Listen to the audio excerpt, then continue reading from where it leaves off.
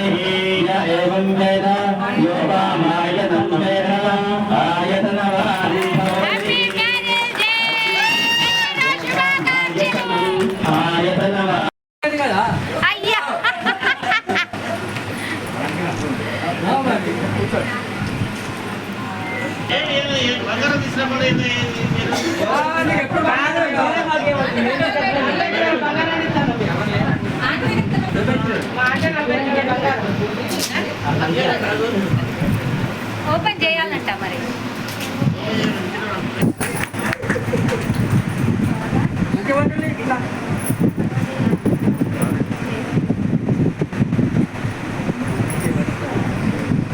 చెప్పాలి ఈ serving the society ఇలాంటి సర్వీస్ చేసిన మంచి కూడా చాలా తక్కువ అయిపోయింది ఈ జనరేషన్లో.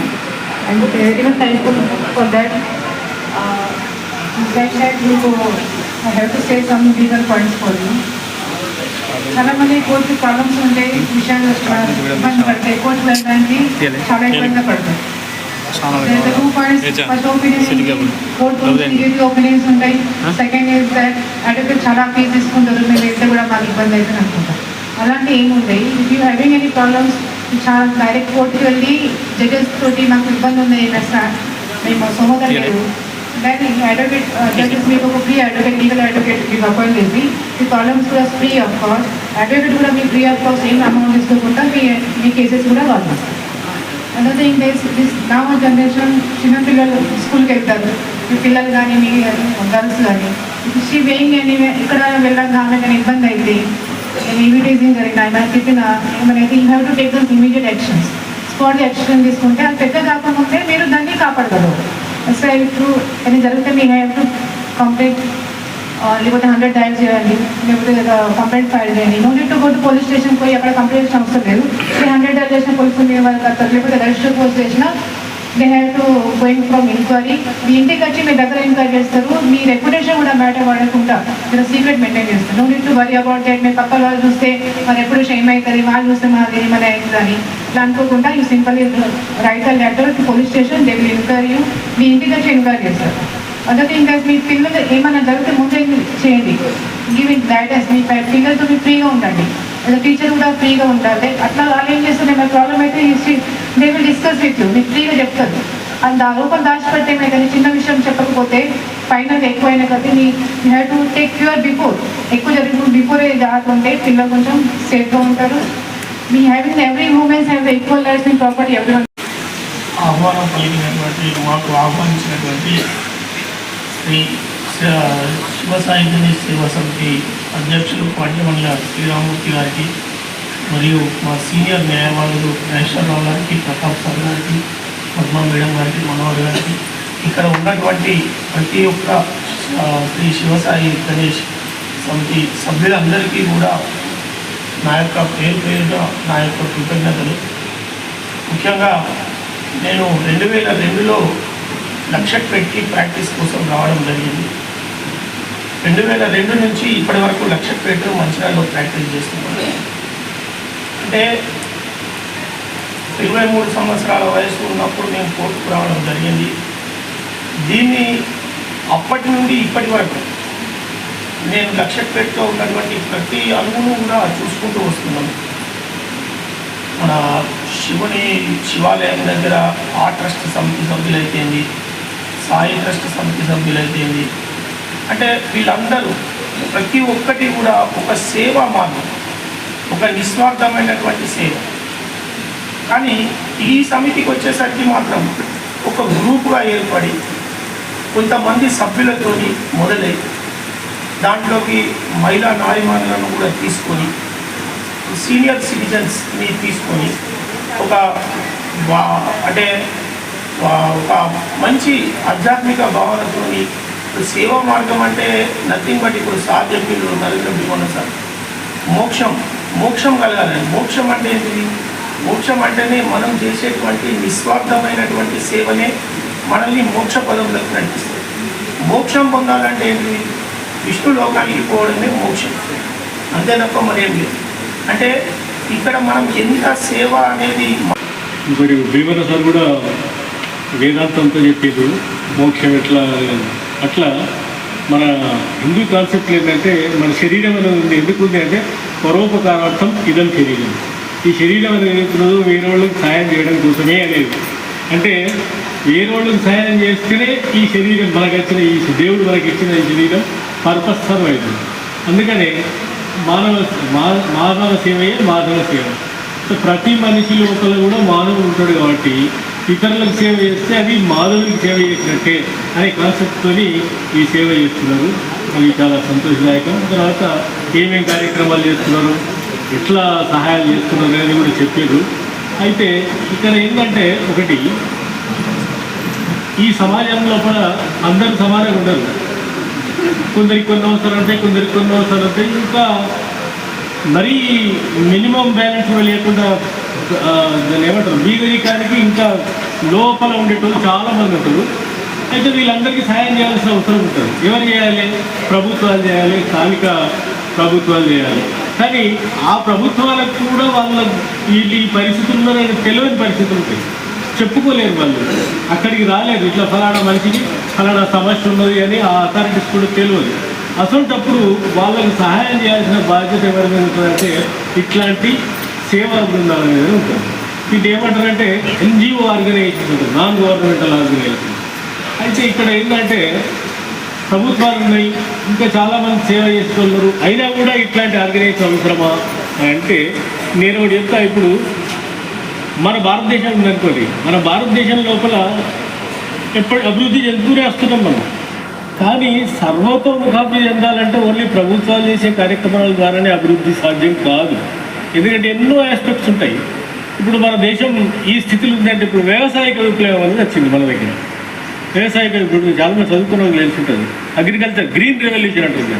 గ్రీన్ రెవల్యూషన్ ప్రభుత్వాల ద్వారానో లేకపోతే వేరే వాళ్ళ ద్వారానో కాదు, స్వామినాథన్ అనే వ్యక్తి పెట్టుకున్న ఒక ఎన్జిఓ ఆర్గనైజేషన్ ద్వారానే ఇవాళ భారతదేశంలో ఒక వ్యవసాయ విప్లవం అనేది వచ్చింది, గ్రీన్ రెవల్యూషన్. అట్లనే వైట్ రెవల్యూషన్ అంటే పాల ఉత్పత్తులలో కురియన్ అనే మహాశయుడు ఆయన ఒక ఎన్జిఓ ఆర్గనైజేషన్ స్టార్ట్ చేసి దాని ద్వారా ఒక గ్రూప్ తయారు చేసి పాల ఉత్పత్తి చేసి ఇవాళ దేశం లోపలే పెద్ద వైట్ రెవల్యూషన్ తీసుకొచ్చింది. చెప్పేది మోక్షం ఎట్లా అట్లా మన హిందూ కాన్సెప్ట్ ఏంటంటే మన శరీరం అనేది ఎందుకు ఉంది అంటే పరోపకారార్థం ఇదం శరీరం. ఈ శరీరం అనేది ఏదైతున్నదో వేరే వాళ్ళకి సాయం చేయడం కోసమే అనేది. అంటే వేరే వాళ్ళకి సాయం చేస్తేనే ఈ శరీరం మనకు వచ్చిన ఈ దేవుడు మనకి ఇచ్చిన ఈ శరీరం పర్పస్ సర్వ్ అవుతుంది. అందుకనే మానవ సేవయే మాధవ సేవ. ప్రతి మనిషి లోపల కూడా మానవుడు ఉంటాడు కాబట్టి ఇతరులకు సేవ చేస్తే అది మాధవుడికి సేవ చేసినట్టే అనే కాన్సెప్ట్తో ఈ సేవ చేస్తున్నారు.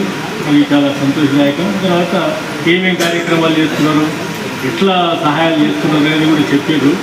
అయితే ఇక్కడ ఏంటంటే ఒకటి, ఈ సమాజం లోపల అందరూ సమానంగా ఉండరు. కొందరికి కొన్ని అవసరాలు ఉంటాయి, కొందరికి కొన్ని అవసరాలు ఉంటాయి. ఇంకా మరీ మినిమం బ్యాలెన్స్ లేకుండా దాన్ని ఏమంటారు వీగరికానికి ఇంకా లోపల ఉండేటోళ్ళు చాలామంది ఉంటారు.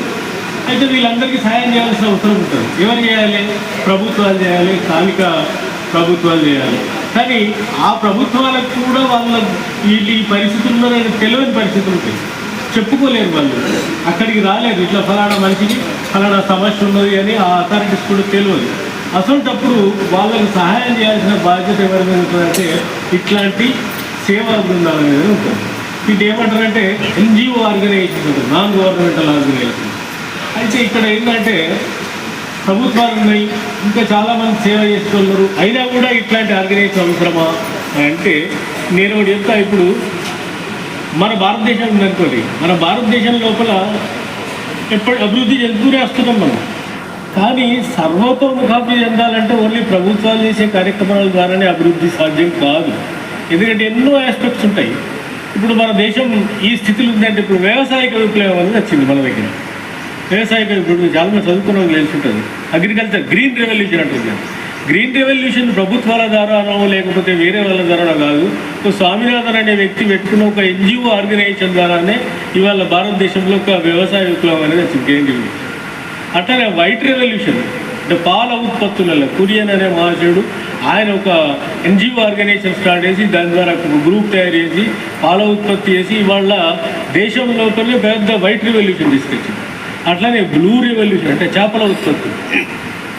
ఇట్లా చెప్పుకుంటూ ఎన్నో ఉన్నాయి. ఇట్లా NGO ఆర్గనైజేషన్స్ మన భారతదేశం అభివృద్ధికి ఎంతో పని. అది ఎంత దూరం అంటే ఈవెన్ ప్రభుత్వం చేసి కూడా ఈ NGO ఆర్గనైజేషన్ చేసిన అభివృద్ధులు చాలా ఎక్కువ ఉన్నాయి.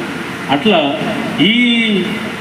ఈ సేవా సమితి కూడా ఈ చేస్తున్న సహాయ కార్యక్రమాలు బాగున్నాయి. ఇంకా ఆలోచించి ఇంకా కొత్త కొత్త రీతులలో ఇంకా ఎవరెవరికి ఏది అవసరమో వాళ్ళందరికీ రీచ్ అవుతుందని ఆశిస్తూ ఇంకా సేవా కార్యక్రమాలు కొనసాగించాలని కోరుతూ ఊహిస్తుంది.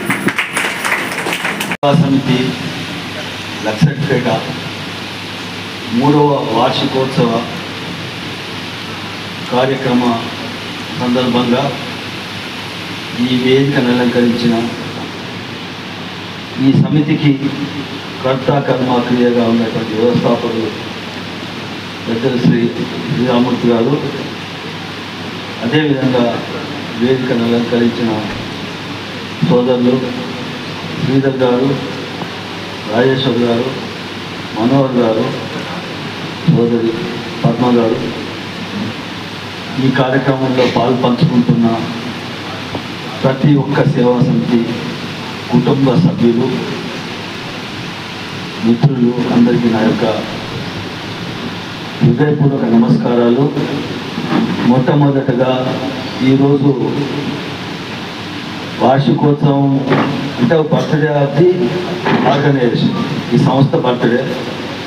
దాంతోపాటుగా ఈరోజు మన సంస్థ వ్యవస్థాపకులు శ్రీరామూర్తి గారి దంపతుల వివాహ దినోత్సవం, అదేవిధంగా మిగతా ఎవరెవరైతే మిత్రులు ఉన్నారో కుటుంబ సభ్యులు వారి వారి జన్మదినం సందర్భంగా వీరందరికీ నా యొక్క హృదయపూర్వక శుభాకాంక్షలు తెలియజేస్తున్నాను. నిజంగా ఇక్కడ మనందరం కూడా ఈ సేవా సమితి పేరు చాలా అదృష్టవంతులం. అదేవిధంగా శ్రీరామూర్తి గారు దంపతులు కూడా చాలా అదృష్టవంతులు. వారిద్దరు కొడుకులు అమెరికాలో ఉంటారు. అయినప్పటికీ ఆయన ఇంత పెద్ద కుటుంబాన్ని మెయింటైన్ చేస్తున్నారు. ఇంత పెద్ద కుటుంబాలతో ఉండడం అంటే మామూలు మాట కాదు. ఇన్ని 180 మంది సభ్యులు ఉన్నారంటారు. 140 మంది అయ్యారు. 140 మంది 7 లక్షల బంగారం కొనాలంటే అసలు ఎంత ఆలోచించను కొద్దిగా. నేను ఆలోచించుకోవడం దాని గురించి మీరందరూ హ్యాపీగా ఉన్నారనుకుంటాను. నేను మీరందరూ హ్యాపీగా ఉన్నారని తీసుకున్న వాళ్ళు 4 రోజులు డబ్బులు వెనుకో ముందో ఇస్తున్నారు, ఒక రోజు వెనుకో ముందో ఇస్తున్నారు. పోయిన సంవత్సరం గ్రూప్లో 1,20,00,000 బంగారం ఉంది. లక్షపేట చుట్టుపక్కల లక్షపేటలో 1,20,00,000 బంగారం ఉంది. అంటే 120 మందికి ఇచ్చాం 10 గ్రాముల కాడికి. అట్లాగనే మా కవితమ్మ ఉంది, 45 గ్రాముల బంగారం వచ్చింది. అంటే 4,50,000. అలాగే మా భీమన కొన్నారు 3 లక్షలు వచ్చింది. ఆయన అంటాడు నేను డబ్బులున్నా కొనేవాడు కాదంటారు. నేను డబ్బులుంటే కొనేవాళ్ళు కాదంటారు. అంటే ఇద్దరు ముగ్గురు, ఈసారి గ్రూపులు అయితే ఇద్దరు ముగ్గురు ఒక్కొక్కరు ఏంది అర్థం కావట్లేదు. వైఎస్ఆర్ గ్రూప్ 60 మంది అయితే 20 మంది బయటికి వెళ్ళారు, 40 మంది యాడ్ అయ్యారు వచ్చి. మన 60 మంది గ్రూప్ 40 మంది యాడ్ అయ్యారు. అసలు ఎందుకు ఇట్లా హైదరాబాద్ మా డాక్టర్లు జాయిన్ అయ్యారు. నాకు ఆశ్చర్యం ఉంది ఈసారి. మా కిమ్సాస్లో డాక్టర్లు జాయిన్ అయ్యారు గ్రూపులో. నేను ఎందుకోసం ఆశపడుతున్నానంటే, మన రంగారావు గారు నెలకు 600 ఇవ్వమంటే ఇస్తాను రాసుకోమూర్తి గారు అన్నారు. నేను 600 రూపాయలు సార్ని అడగలేకపోతున్నా. ఎట్లన్నా కానీ ఏం చేయాలని ఆలోచించి బంగారం గ్రూపులో ఇచ్చే సార్ని. ఫస్ట్ డోర్ ఆయనకు వచ్చింది, ఫస్ట్ డోర్ రంగారావుకి వచ్చింది. వస్తే మొత్తానికి మళ్ళీ ప్లాన్ చేసే మూర్తి గారు ఆ బంగారం డబ్బులతో పాటు 600 కూడా కొడుతున్నారు ఇక ఆయన. అట్లాగే మన ఆర్టీఓ సంత